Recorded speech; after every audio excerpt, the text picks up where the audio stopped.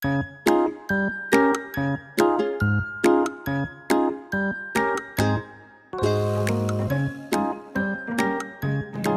anak-anak hebat, ayo belajar lagi bersama Bu Wulan. Sebelum lanjut nonton videonya, jangan lupa like dan subscribe ya. Assalamualaikum warahmatullahi wabarakatuh. Bagaimana kabar anak-anak hari ini? Sehat? Alhamdulillah. Semoga semuanya selalu sehat dan tetap semangat. Sebelum anak-anak mulai belajar, silakan berdoa dahulu ya. Baiklah anak-anak, hari ini belajar lagi bersama Bu Wulan. Tema 1 yaitu selamatkan makhluk hidup. Subtema 3, ayo selamatkan hewan dan tumbuhan. Pembelajaran 3. Tujuan pembelajaran kali ini adalah setelah mengamati dan mencari informasi, siswa mampu mengidentifikasi cara pelestarian hewan atau tumbuhan dengan tepat. Anak-anak, setiap hari kita membutuhkan makanan dan minuman yang berasal dari hewan dan tumbuhan. Agar makanan tetap tersedia, kita harus melestarikan hewan dan tumbuhan. Dengan cara bagaimana ya? Ya, benar. Caranya adalah dengan mengembangbiakannya supaya tetap lestari. Perkembangbiakan tumbuhan terbagi menjadi dua, yaitu secara generatif atau perkawinan dan secara vegetatif atau tanpa perkawinan. Generatif artinya melalui perkawinan atau terjadi karena melalui penyerbukan dan pembuahan. Penyerbukan terbagi menjadi 4, yaitu penyerbukan sendiri yang terjadi dari bunga itu sendiri. Yang kedua adalah penyerbukan tetangga yang terjadi dari lain bunga pada satu tanaman. Yang ketiga yaitu penyerbukan silang. Penyerbukan silang terjadi dari tanaman lain tapi satu jenis. Yang keempat adalah penyerbukan bastar. Penyerbukan bastar itu terjadi dari lain bunga, lain tanaman, dan lain jenis. Pada contoh berikut ini adalah terjadinya penyerbukan yang dibantu oleh kupu-kupu dan terjadi pembuahan. Kemudian terbentuk biji. Biji ditanam menjadi tumbuhan yang baru.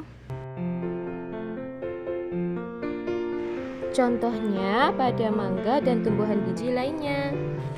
Yang kedua adalah perkembangbiakan vegetatif. Perkembangbiakan vegetatif tidak melalui penyerbukan dan pembuahan, tetapi tumbuhan baru berasal dari induknya, bukan dari biji. Perkembangbiakan vegetatif dibagi menjadi dua. Berikut yang pertama adalah vegetatif alami. Vegetatif alami terjadi tanpa bantuan manusia. Yang pertama adalah akar tinggal atau rizoma. Contohnya jahe, lengkuas, temulawak, kunyit, dan alang-alang. Yang kedua, umbi lapis. Contohnya bawang merah, bawang bombay, bawang putih, dan bunga bakung. Ketiga, umbi batang. Contohnya singkong, ubi jalar, dan kentang. Yang keempat, umbi akar. Contohnya wortel. Yang kelima, tunas adventif. Contohnya cocor bebek, sukun, dan cemara. Yang keenam adalah spora. Contohnya tumbuhan paku. 7. Geragih atau stolon. Contohnya arbei, stroberi, pegagan, semanggi, dan rumput teki. 8. Tunas atau anakan. Contohnya pisang, tebu, dan bambu. Kedua adalah vegetatif buatan. Perkembangbiakan secara vegetatif buatan terjadi dengan bantuan manusia. Yang pertama adalah cangkok. Mencangkok tumbuhan berkayu dengan cara mengupas kulit batang. Bagian batang yang telah dikuliti itu kemudian dilapisi dengan tanah yang subur dan dibungkus dengan sabut kelapa. Bisa juga dengan plastik atau ijuk.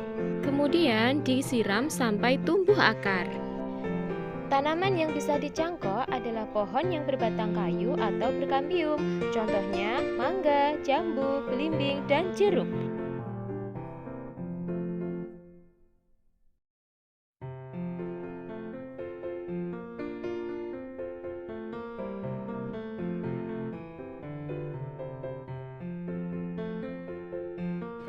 Vegetatif buatan yang kedua adalah stek batang.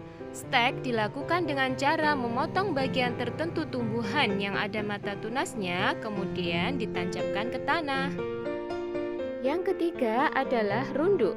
Caranya, batang tumbuhan dikerat sedikit, kemudian dilengkungkan atau dirundukkan ke tanah, ditimbun tanah sampai tumbuh akar. Tumbuhan yang dikembangbiakkan dengan runduk yaitu mawar pagar, melati, alamanda, dan apel. Yang keempat adalah okulasi atau menempel.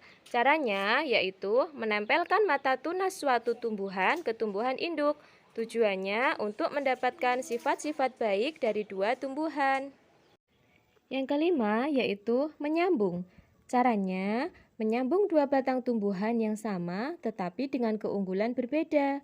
Hal ini bisa dilakukan pada tumbuhan mangga, jambu, dan rambutan. Apakah kalian sudah paham tentang perkembangbiakan tumbuhan?